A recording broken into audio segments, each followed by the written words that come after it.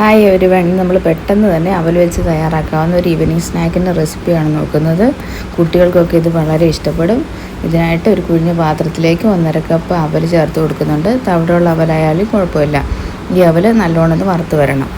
ഇത് കയ്യിലെടുത്താൽ ഇങ്ങനെ പൊടിഞ്ഞ് പോകുന്ന പരുവത്തിലായി വരുമ്പോൾ നമ്മളിതിലേക്ക് കുറച്ച് കടല ഇട്ട് കൊടുക്കുന്നുണ്ട്. കടലയോ കാഷ്യൂനട്ടോ ബദാമോ നമ്മുടെ ഇഷ്ടമുള്ള ഡ്രൈ ഫ്രൂട്ട്സൊക്കെ ഇട്ട് കൊടുക്കുക. ഇനി ഇതിലേക്ക് ഒരു 3 ടേബിൾ സ്പൂൺ ശർക്കരപ്പൊടിയും ഒരു 1/4 സ്പൂൺ ജീരകവും ശർക്കരപ്പൊടിയും ഏലക്കായും ചേർത്ത് പൊടിച്ചതാണ്. 2 ഏലക്കായും കൂടി ചേർത്ത് പൊടിച്ചെടുത്തതാണ്. ഇനി അത് ഇതിലേക്ക് ഇട്ട് കൊടുക്കാം. ഇനി ആ ശർക്കര ഒന്ന് മെൽറ്റായി വരുമ്പോൾ നമുക്ക് ഫ്ലെയിം ഓഫ് ചെയ്ത് കൊടുത്തിട്ട് വേറൊരു പാത്രത്തിലേക്ക് മാറ്റി വെക്കാം. കുട്ടികൾക്കൊക്കെ വളരെ ഇഷ്ടമാകുന്ന ഒരു ഈവനിങ് റെസിപ്പിയാണിത്.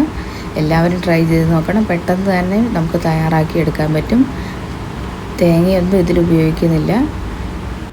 എണ്ണയൊന്നും ഉപയോഗിക്കാത്തൊരു ഹെൽത്തി റെസിപ്പിയാണിത്.